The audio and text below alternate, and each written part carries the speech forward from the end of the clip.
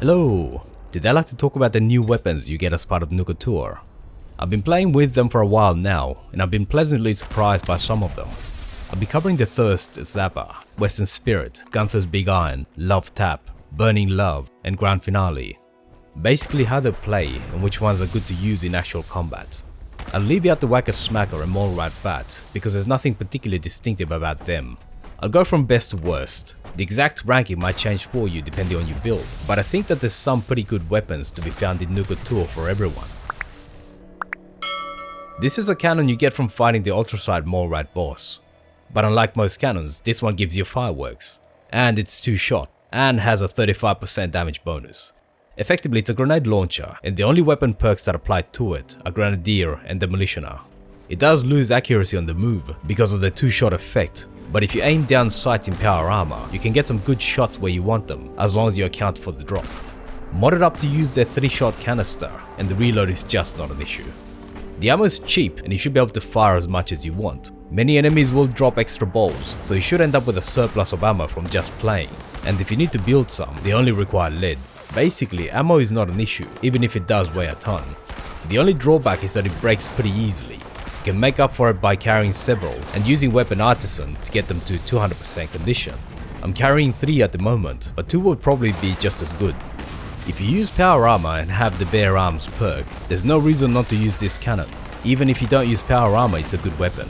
It's the cheapest explosive weapon to fire and kills most enemies in 1 or 2 shots, and it's surprisingly fun. I didn't expect this, but the Grand Finale might well replace the Gatling gun as my main gun. It's great for both normal play as well as public events and daily operations. You get this from a Tunnel of Love event. It's a vampiric submachine gun, and vampiric allows you to heal from hitting enemies.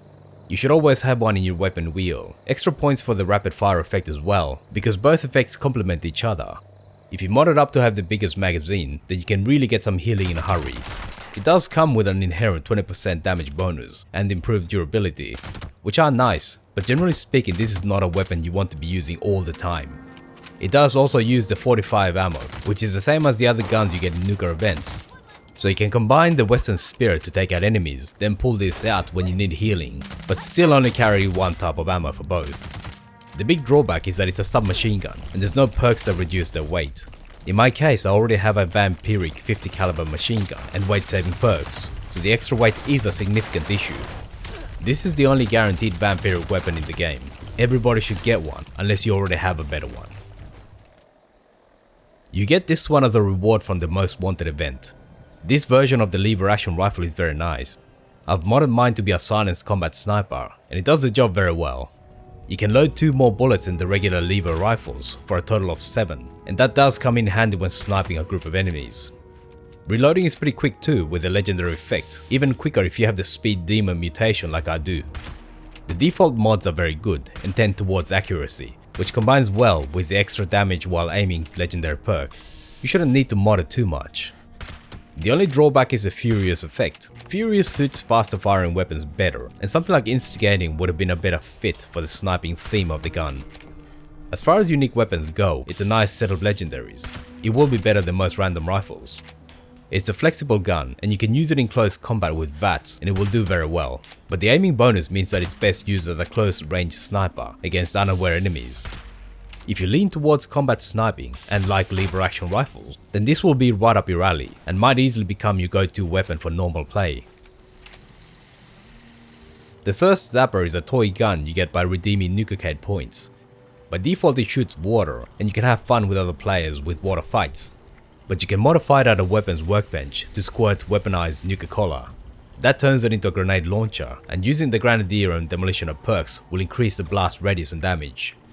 You can get ammo by exchanging Nuka points or buying the plans and turning Nuka Cola into the weaponized version.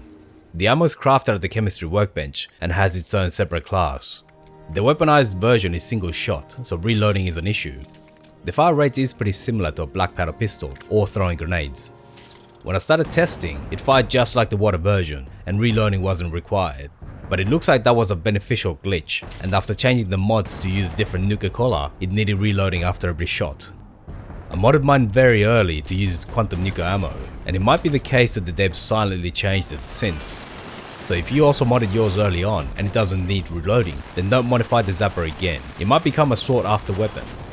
The shots have a pretty big drop that you have to account for, and for some reason VATS doesn't acquire targets unless you're pretty close. You can still shoot manually and it does hit pretty far, you just have to account for the drop.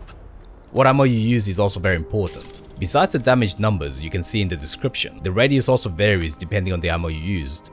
Normal nukers give you a very small blast, a bit smaller than the explosive legendary effect. Nuka cherries give you about double that, but still pretty small compared to grenades or actual explosive launchers. What you see is with the Grenadier perk active. But the quantums are massive, there's a very good chance you'll hurt yourself in your confusion, so you better not use it against enemies closing in on you. Another ammo choice that gives you something in between the cherry and the quantum explosions would have been a good idea.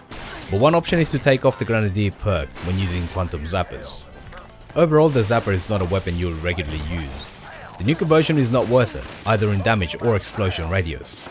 The Nuka cherry is pretty good in damage, but the blast is a bit small for the cost of the ammo. Good for a laugh, but it will not replace your regular explosives. If it fired continuously, like when I had my glitch, then that would be a different story, and I think it would be a good weapon then. As it is, the only zapper I consider for serious use is the quantum, but it might be best to use it at the start of combat against groups of enemies far away, then switch to another weapon.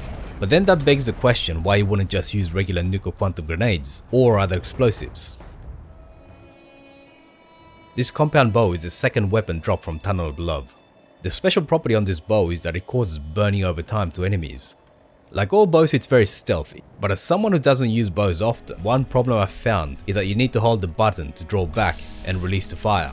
Basically it has the same drawback as the spin up time for miniguns, but without the high DPS to compensate.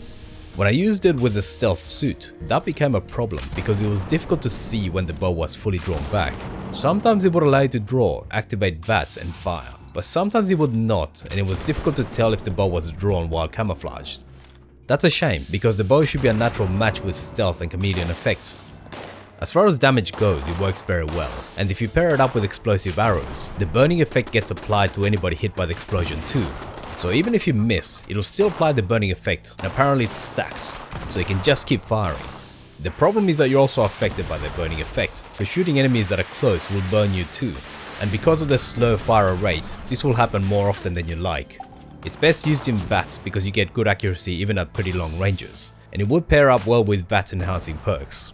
In normal play it's decent, but the long draw time and slow fire rate makes it inferior to rifles like the Western Spirit, never mind better weapons like the Plasma Caster. But it is a compound bow, and normally you need to max out your reputation with either the raiders or the settlers to buy the plans for it. You still need that to get the plans for mods, but Burning Lob is one way to try out a powerful bow and see how it plays. It's a nice weapon at medium to long ranges, particularly against human enemies, and especially if you use explosive arrows to apply burning effects to a bunch of them. This is the second possible prize from the Most Wanted event. It's a single action revolver, which normally are really bad because they reload each bullet individually, but the Big Iron has an inherent plus 45% faster reload property, and the rapid reload legendary effect. With the speed demon mutation you can reload fast enough that this is just not an issue. The 2-shot makes it a very bad hip-fire weapon though, even VATS doesn't seem to help that much.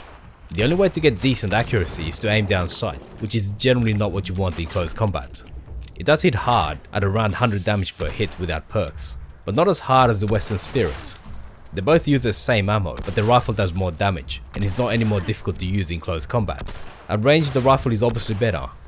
The Big Iron is not a bad gun, but it's overshadowed by most decent guns out there, including the other gun you get in the same event. I just can't see any situation where I prefer it. Thanks for watching all the way to the end. Let me know what you thought about it in the comments. Feel free to leave a like, subscribe and hit the bell button to be notified when new videos come out. See you soon.